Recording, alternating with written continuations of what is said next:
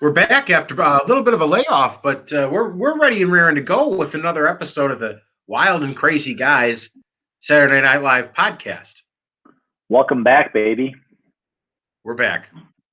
Um, yeah, this is the first episode in about a month short of one day, I believe. And I just read this was the lowest ratings of the season was this past episode, which is typically former cast members do pretty well, but yeah, low ratings. But I think that's sort of the sign of the times now. And it was a Saturday nights that we had basketball on, and maybe people are out getting out about a little bit in parts of the country. So it kind of makes some sense. But yeah, I kind of caught that blip today. Well, this may be a spoiler for a lot of my reviews, but if there was ever an episode to have low ratings, this might have been it. Yeah, I agree. I have some thoughts as to what that is, and very interested is to hear kind of. I think we have the same sentiments, but as to the why is some very real questions about why this one kind of flopped on a lot of levels. I don't know if high hopes with how I described it coming in, but obviously Maya Rudolph is a known entity, and I mean she's just really good. I said it before, but I'm intrigued as to what was going on this week. Really, kind of some questions that maybe we'll hash out over the course of our episode here. I will say that Maya Rudolph is an amazing cast member. She's one of the best, but she does not have the same pull or presence as, say, an Amy Poehler or a Tina Fey. And I'm not saying that had anything to do with it, but she's always been more of kind of a supporting role player, not really a lead. And I don't know if that played into this at all. Yeah, she can definitely carry sketches, but I think they gave her the ball too many times here to carry all these sketches. And again, I'm sure we'll get to that here. So we open up with the cold open. I missed the third one here. It's vaxxed, waxed, or Vaxxed, waxed, or stacked. Stacked? Snatched. No, that's not. No. Uh, Vaxxed, Something about looking of a good body, I think. Something looking, yeah, somehow looking good. Stacked. Stacked. Okay. Waxed, or stacked. Maybe it was stacked to kind of go with the X theme. I don't recall. Kind of an odd cold open. It was not very. It was somewhat topical, I guess, with some things, but it was, to me, it was fine. You got a couple of different people in there, but I thought it was kind of not all that great. Now, there was one piece that I put down here was they made a joke that the cast members who lost got a free passes to Club Sif, and where it's always the party's always on fire was the punchline, and Maya Rudolph paused, expecting laughter from the crowd, and there was none. It was dead silent. That was just the kickoff to how bad this crowd was. They had no idea what was going on. And obviously, it was late at night. I'm an older gentleman now, and I'm not always on the uptake on some of these jokes. And as they're going that fast, but even I got that joke, and I was laughing out loud. And these people who are live watching it, who are younger folks, at this amazing, experience of watching this happen live, and they didn't get chuckles out of it. That was a very bad omen for the show. I also thought this sketch would have been a good sketch, but it was not great. It was written more of a sketch than a cold open. It was weird to have it as a cold open. Yeah, I agree. We then come out with the monologue, and Maya Rudolph made a point of talking about how her family was in the crowd. Kind of a touching moment. Her kids there to watch her. It's kind of a cool thing. I know her husband is Paul Thomas Anderson, the director, and they're a very New York couple, so it makes sense to me that they were there, and it's kind of a cool. They didn't show the kids, which sometimes they do, but maybe for reasons of security or privacy, they didn't. But that was kind of a cool moment. And then she brought out the kids on the show, the three new cast members. I get the rationale for this, but to me, it kind of fell short and felt forced and clumsy. No one felt comfortable on that stage. No one seemed comfortable on that stage doing this bit. Well, it was this idea that Maya Rudolph was like being a diva or being difficult or whatever, and that's not her like personality. That's just not. She can play that character, but she can't be that person. She could play that character, but when she's being Maya Rudolph, it's not believable. She just seems like too sweet a person. she's very maternal and motherly, being Maya Rudolph, and that wasn't really hidden. With that said, it was 10:40 on the clock, so a very quick opening two pieces, and so for me, like the monologue should never be what you remember the show by. So I'm never too bent out of shape if the monologue misses. I thought it was okay, it was fine, but it was quick. It's fine. Then we come out with the first sketch was Hot Ones, a really cool show on YouTube. I don't know if it's on any other platform, but it's on YouTube. Are you familiar with the show Hot Ones? I am not. Okay. It's a really cool show in which they have celebrities come on and they, like the show says, they progressively eat chicken wings of hotter sauces and answer questions along the while. It's a cool idea for a show, but as a sketch, it didn't really work. I mean, we get it. The sauces are going to get spicy. It's going to become uncomfortable. Beyonce doesn't sweat. Beyonce doesn't drink milk. Like, this was just, I didn't get this aside from let's just bring back Maya Rudolph playing Beyonce. And please complicate it with the fact that I didn't know this was a real show. I thought it was just, I just thought it was this idea of a show of we're going to have Beyonce eat hot wings. So for me, it was even worse. Now for me, now that I know it's a real show, the sketch has somehow gotten better, but it was not good. It was not good. And I actually texted you after this sketch. I was watching it Sunday morning and I said, God, this is just awful. Yeah. I mean, even so, like as an idea for a sketch, like what do you do with it besides, oh, the guest is going to get flustered with the sauces progressively getting hotter. Now there was a note here I put down of like, two of the sauces, I believe, laid it out. One was anal Hitler sauce was one of the sauces, which and another one was like devil's diarrhea, I believe, or Satan's diarrhea, or which that's low hanging fruit, but I got a little chuckle out of me.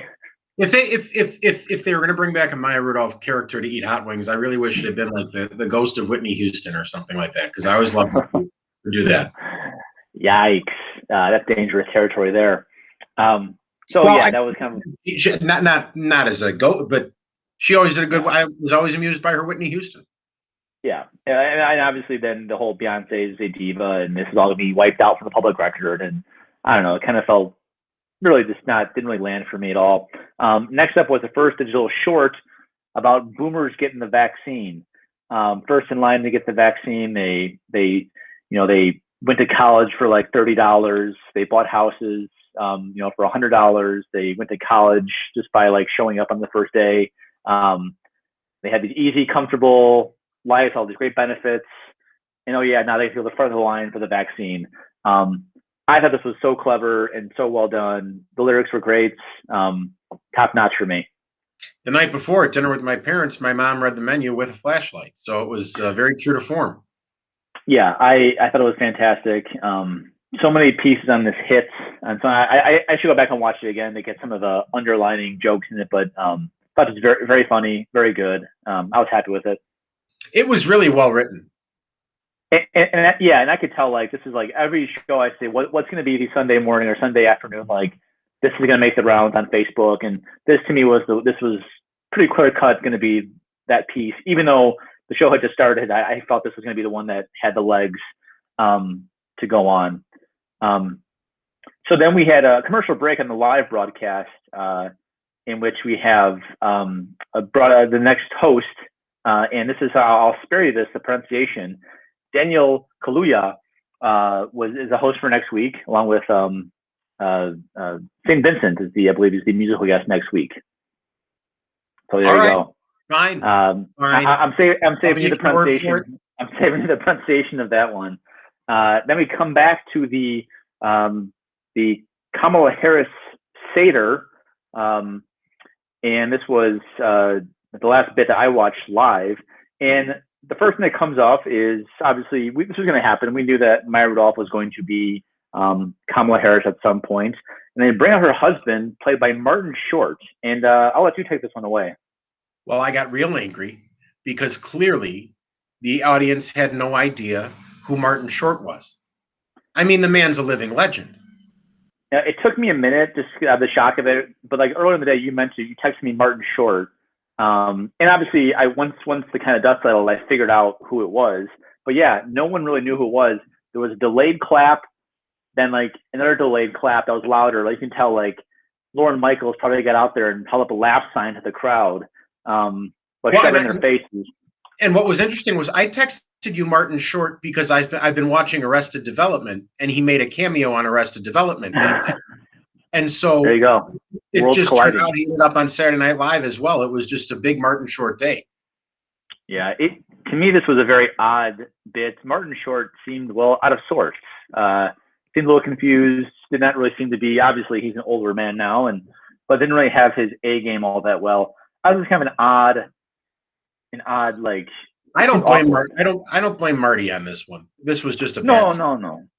Yeah, I mean, I like the whole Kamala Harris calls him Joe Biden. I like that. We actually did have though our first Joe Biden appearance played by Alex Moffat. That was kind of a nice little moment there. I made a note here that there was a joke about Ted Cruz's haircut being done by a mohel. No laughter. Nothing. Now let me ask you this: if you don't watch Seinfeld ever, would you know what a mohel was? Yeah. Okay. And I feel like New York City, I mean, it's probably a younger crowd. I gotta believe most are probably in the crowd New York people. Like they had to know Jewish people that would know what a mohel was in their life somewhere. But but it was no laughter. We're talking 100% of the audience not laughing. Even if 50% of them had chuckled, it would have been fine. Nothing. Clean sweep. And it wasn't like sometimes jokes get lost in the noise, jokes get lost in like the commotion, or just it's too quick. Like A.D. Bryant delivered that very deliberately and very like clearly. There was no mistaking like what was going on there and what happened. It was just nothing at all. I was like, did no one laugh at that joke? It wasn't super funny, but at least worth a chuckle of like a guy who does circumcisions cut your hair like that. That's funny. That's funny, yeah. Yeah. This is all just kind of seemed like the only part of the sketch that I noted, like, okay, they did that well. Martin Short's obviously known for his physical comedy, and when they had the stuffed dog attack him, that was, I guess, utilizing your players correctly. So I put that down in which they obviously brought a real dog out there, and then the dog got spooked by Marjorie Taylor Greene, and then the dog attacks a very old school like SNL bit, right? Of like a very clearly like stiff stuffed animal attacking a person or interacting with a person, just looking terribly unreal, but it's live TV, so it has to look bad, but it's just funny. So that I put that down as like, if this is an old school, like this is something you would have seen back in the 80s or 90s of like, let's use a stuffed dog and just have the guy wrestle with it. Yep. That's what happened. That's what happened. And that was great. And that was fine. Yeah. But yeah, all in all, kind of a very clunky sketch. Next came the NFT digital short about non-fungible tokens. Now, this is probably more confusing for you than Daniel Kaluuya and St. Vincent, but this was okay. It had some good rhymes and good bits in it, but all in all, I was very lost. Yeah, I don't know what it is. I don't know what it is, and apparently someone somewhere does, because I saw a couple tweets about it, but I don't know what it is. It's a buzz thing right now. It's a big thing right now, but like, yeah, it just it was kind of funny because they explained it in ways that make no sense, and it really does kind of make no sense to most people. So, and to me, that kind of somewhat checks out, but it was just very confusing. I was kind of lost, but maybe that was the point. I don't know. All right, we next up. I had no idea here. Sorry. No. We then come back with update, and some good jokes here and there. I think that we thought Che and Jost had a good rhythm. Cecily Strong comes on as Sidney Powell, the confused former lawyer of President Trump. This was not all that great, but Cecily's just so good. Cecily is very Keenan-like, in that she just puts her full effort into whatever you ask her to do. Even if it's not funny, she's throwing it all out there. her ability to do these like fast like rants and stuff, it's just so like it's so smooth, and she makes it look so effortless. But doing that live cannot be easy.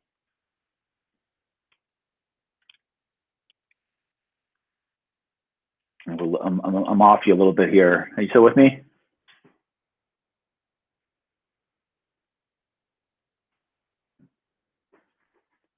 It's hard. Oh, that's got to be tough.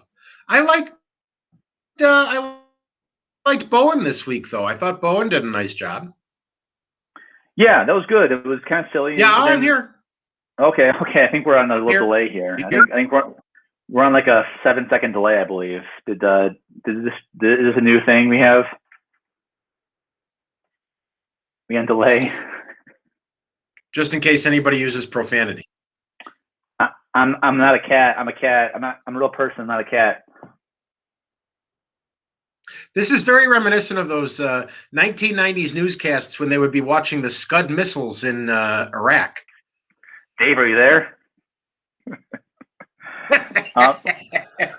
Now, towards the end, Bowen got a little bit serious, and I thought it was kind of cool. I like that. I like that it was mostly silly, but he took a couple seconds to really make it serious, and then go back to comedy. That was nice. I mean, obviously, Bowen had talked before about his heritage and how important it is to him, and sometimes the show does break the fourth wall a bit and does get serious, and when appropriate, I think it's always a reminder of how yes, these people are comedians, but they're also human beings that have feelings about stuff, and that is valid and good. And as long as you don't like make it all about that, I thought that was very nice.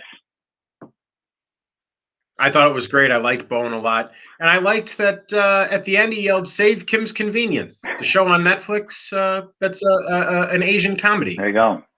So we come back with the ballet sketch with Keenan and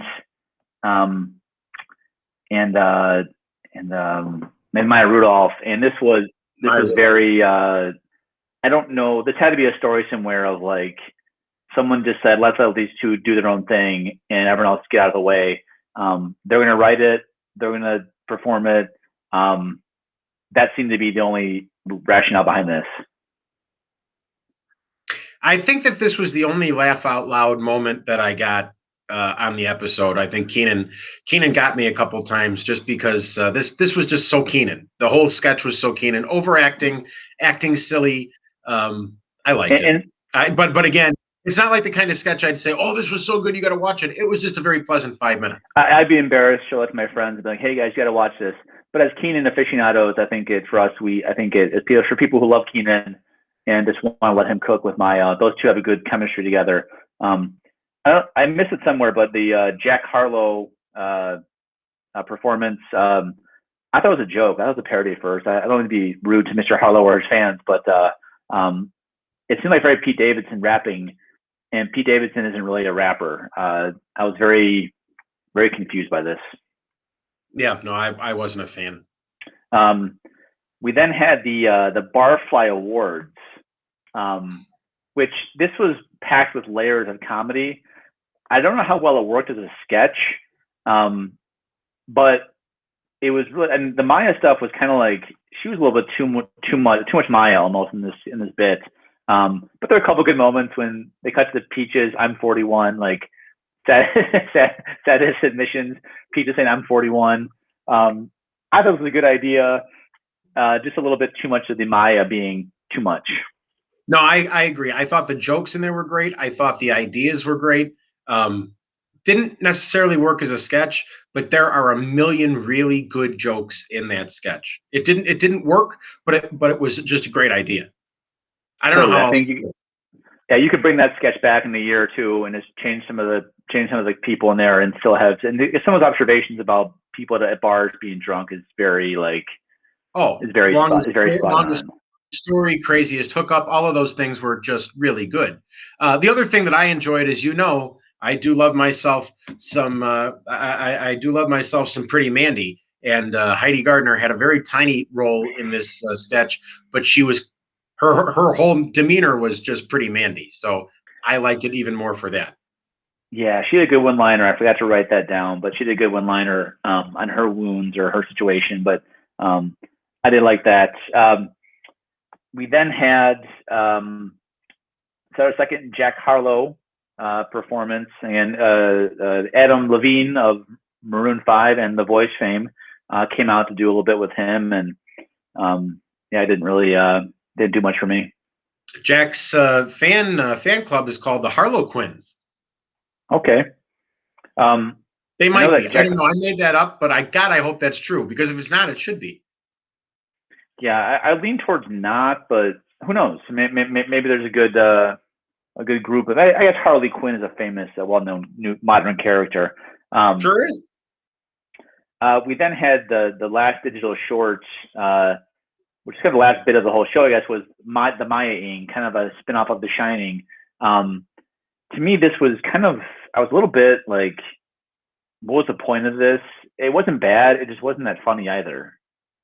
It was more like if you were in college and you had to make a short film for your film class, this is the kind of thing you'd break out. Like, it wasn't funny, it wasn't scary, it wasn't artsy, it was just odd. Yeah, I mean, the beginning. With total and complete due respect to Rachel Dratch, who I have no issue with. I am a Rachel Dratch supporter. If you've got Tina Fey and Maya Rudolph in the sketch already, Rachel Dratch, again, with respect to Rachel, not the same caliber. It was an odd choice of cameo, in my opinion. I think she's around a lot. I think she lives in New York because she came back to be Amy Klobuchar, right? Wasn't she Amy Klobuchar during that? I mean, it'd almost be like if you had like a reunion of the Bulls in the '90s, and I don't know if it's Jordan or Pippen, but like you had like, say, like Tony Kukoc, and you had like Steve Kerr, and then you brought back like Judd Bushler or something. And Rachel Dratch belongs in that group, but she's not of the same caliber, I would say. But she's around, and she's a great cast member. But maybe they couldn't find Amy Poehler on short notice to be topless in a bathtub. Too bad. Who knows? No, but there's some moments here in this. We had some more Des Mukes going on in this episode, this sketch, and kind of being a punching bag for Maya. Now she walks by the hallway. He's growing. Sorry? He's growing on me. He's doing some good things, I think. Now, being that we had some former cast members, this brings us to the Simply Safe trivia question, brought to you by Simply Safe with an I. Get your home security system needs, brought to you by Simply Safe. Now, obviously, Maya Rudolph is a former cast member and now a host of the show. She hosted before, though, right? This is not her first hosting gig, I believe. I don't know. Okay, it's kind of irrelevant to the question here, but now she's definitely not a 5-timer host. So my question for you is: we've got, by my count, if it is accurate, we have 5 former cast members who are part of the 5-timers club for hosting. Can you name the 5 former cast members who are in the 5-timers club? Tina Fey.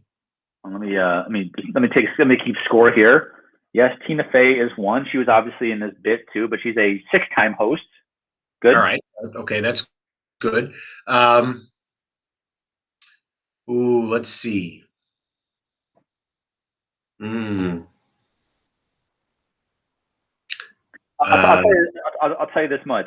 Of the remaining ones, of the remaining 4, 3 of them go back a little bit. Okay. I'll give you a listen there. Eddie Murphy? Eddie Murphy is not a 5-timer, no. Wow, okay.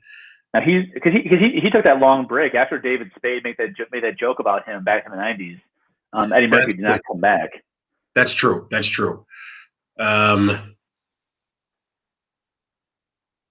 This is titillating television. So I got a habit of asking these earlier on, so you can ponder them longer. Kristen Wiig? Nope, Kristen Wiig is not a 5-timer host. Okay.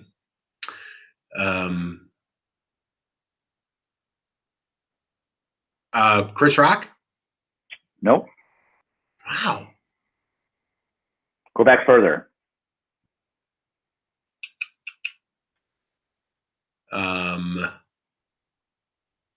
Joe Piscopo.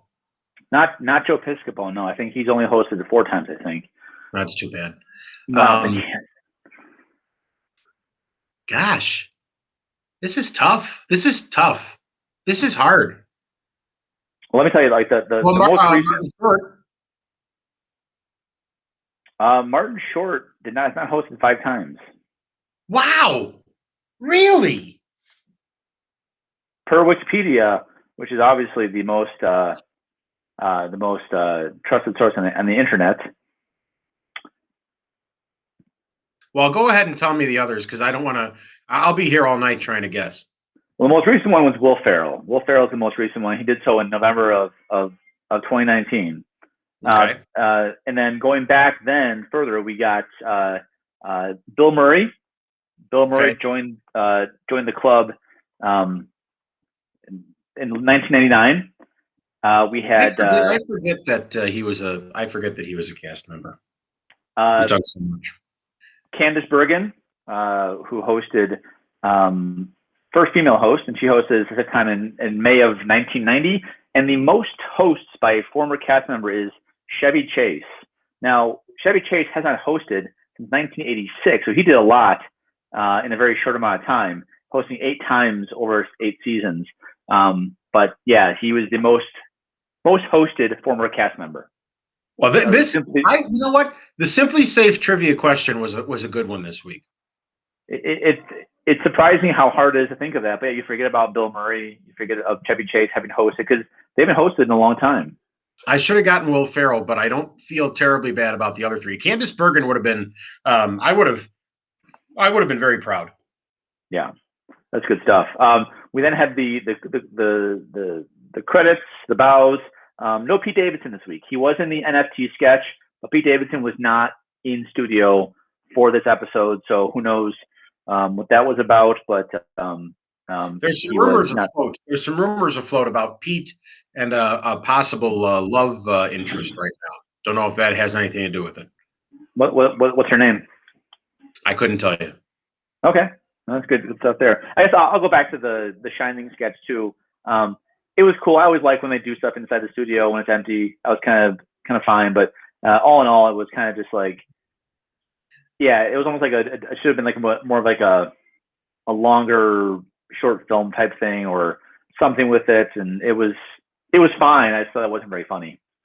I overall, with the grade on this one, I'm gonna, and just because I've missed the show, I'm probably giving it some extra points, but I'm giving this one a C-. I'm gonna give the same thing. To me, it didn't hit bad enough to the D-, the D range. And I think with a former cast member like Maya Rudolph, who's been there a lot, I think they just kind of let her cook, let her do some things, and I don't really. I'm not going to hold it too much against them. They had a couple of good laughs in there, here and there, but I'm going to go C- as well. Maybe we'll bump up the scale, make it a harder grading in the future weeks here. So yeah, we got a new one coming out next week, this coming Saturday, with Daniel Kaluuya. And now, what do we know about Daniel Kaluuya? Well, he most recently played Fred Hampton in Judas and the Black Messiah, the movie about Fred Hampton, the 1960s civil rights activist who was killed by the FBI allegedly. I think it's proven now that was the case.